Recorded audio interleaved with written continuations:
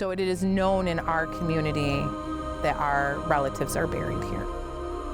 The Holy Childhood Native American boarding school was open in Harbor Springs from the 1800s to the mid-1980s. Generations of Native American children attended the school. Meredith Kennedy was among the last of the students to walk the halls.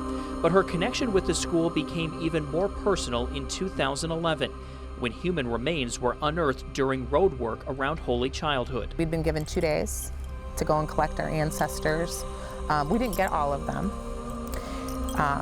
And they're still under the road because whoever we couldn't get got paved back over. When we were working in 2011, you could clearly tell.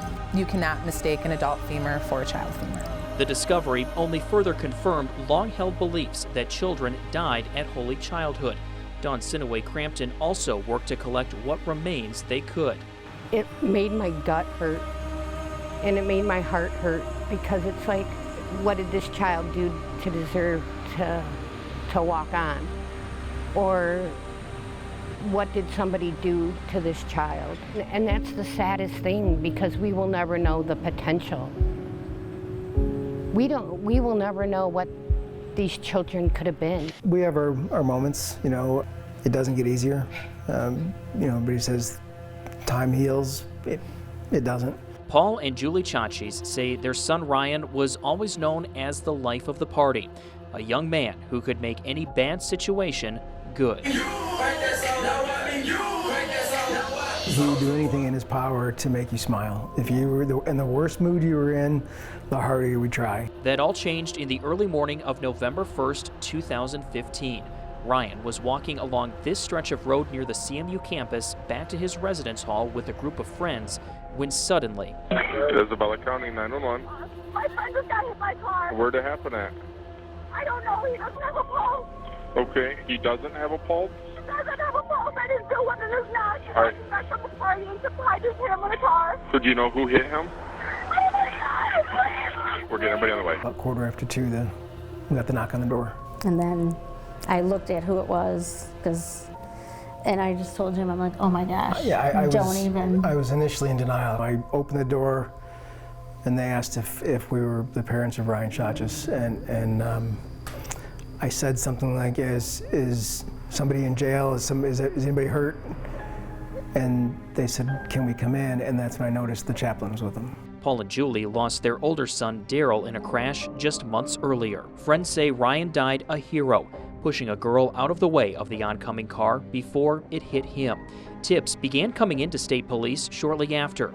They believe the vehicle that hit Ryan was a dark metallic blue color and likely had damage on the passenger side.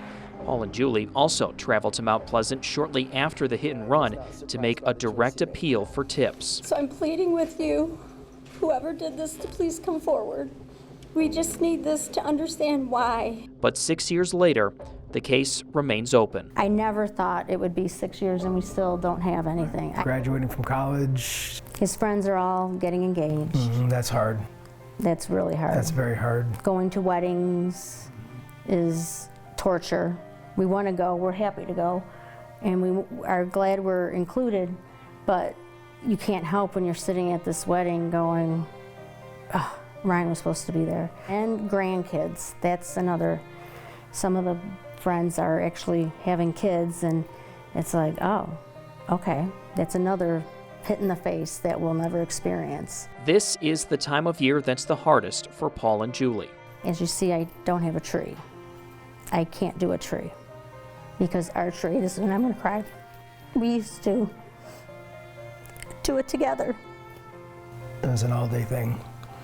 And all the ornaments were their ornaments.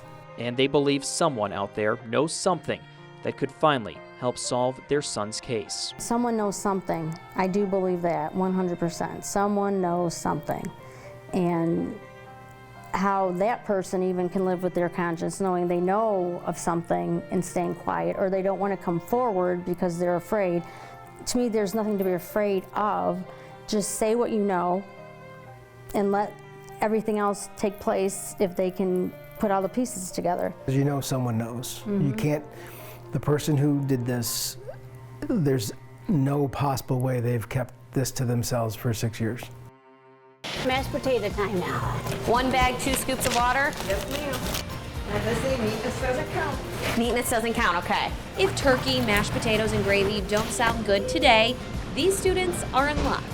You know, try to give them a variety as much as we can. What are these? Corn dog nuggets and popcorn chicken. Corn dog nuggets and popcorn chicken and some Bosco sticks. And of course, you can't forget the fresh fruits and vegetables for the salad bar. And we're having kiwis and apples and candy pears today. I left her with a knife, Fluff. Once everything is scooped, portioned, you said 10? Yes. Okay. Cleaned and set up, this cafeteria is open for business. We have popcorn chicken, turkey and gravy, Bosco sticks.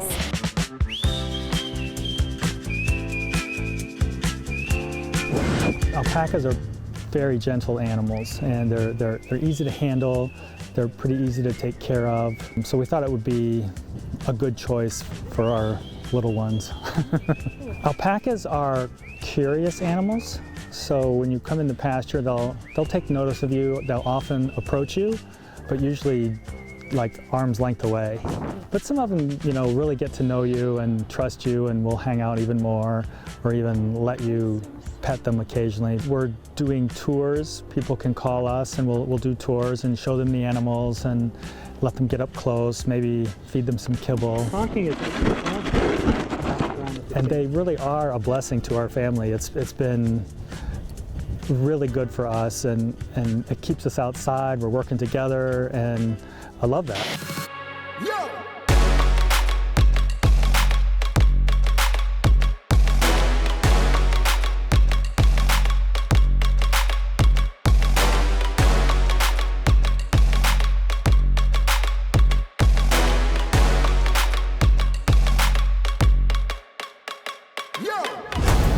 You guys, we're in for a really, really exciting experience. I'm here with my crew, the 4. I've got Xavier, Lauren, Michael Stevens, and we are going to be challenging each other to a Nerf gun war.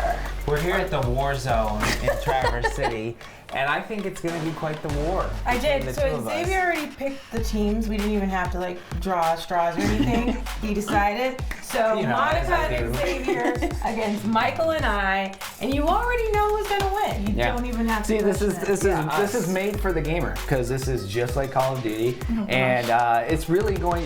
We have spawn points, we have bomb diffusion. I really feel like I have a leg up on this one. You, as recruits, will adhere to all of my commands as they may determine your survival within the server. My moderators will also be receiving my commands to broadcast to your squads. Upload complete. Welcome to the simulation. Good.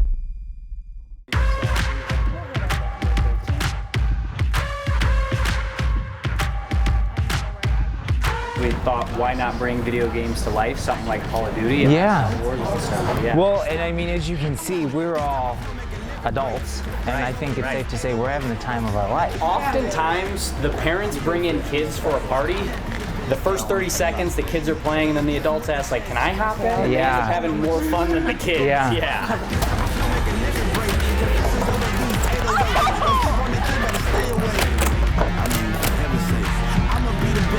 This is stressful.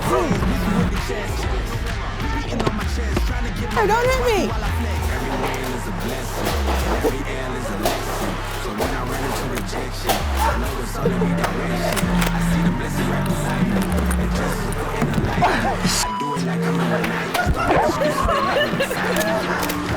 You going up top! You going up top! He's hurt! Oh, I'm out of ammo! The team MVP. Oh, yeah! I would like to thank It's okay. my mom, my wife,